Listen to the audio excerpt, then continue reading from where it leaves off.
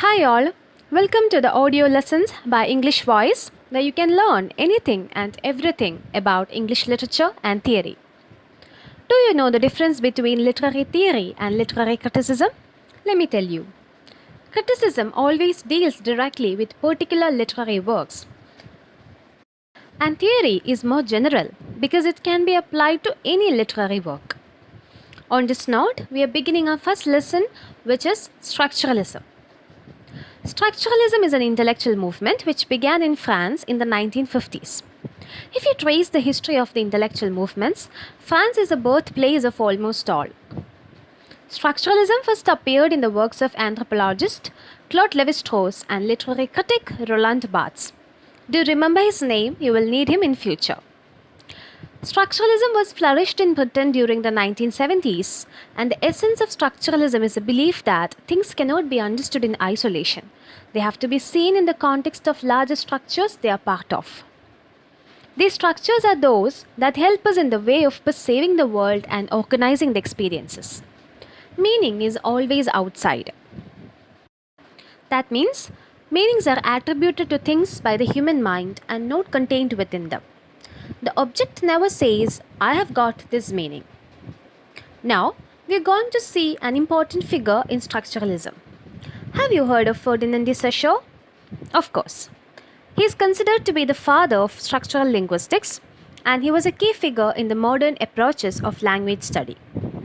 Before Saussure, linguistic scholars were interested in historical aspects of language, which is known as diachronic study, whereas Saussure was concerned about the patterns and functions of language. We can summarize his ideas into three. First one, meanings we give to words are purely arbitrary. Meanings we give to words are purely arbitrary.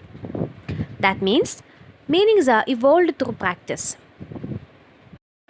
Words get their meanings through conventions. Therefore, we can say that words are unmotivated signs. Now, what is an unmotivated sign? It means that there is no inherent connection between a word and the meaning it signifies. Let me tell you an example for the same. A cat becomes a cat because we name it as a cat. The animal cat has no relation with the word cat.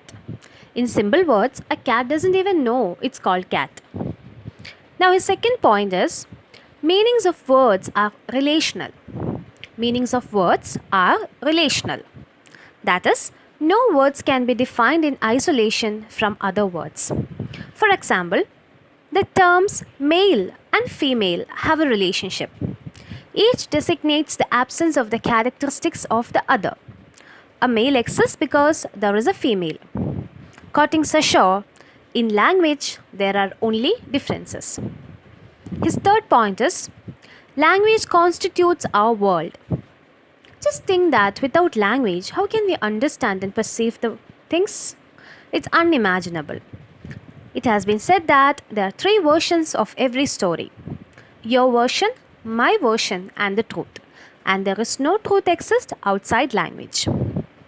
Now, let's go to another major figure in structuralism, who is none other than Roland Barthes.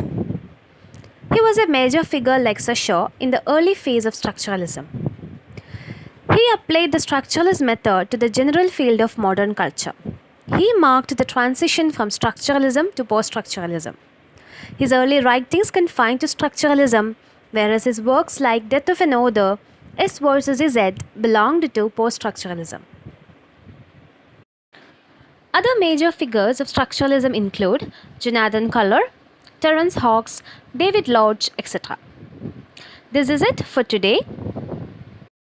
In the coming class, we will discuss structural linguistics and the application of structuralism in linguistics. For detailed notes and more information, please contact content.englishvoice@gmail.com. Thank you for listening to me. Bye.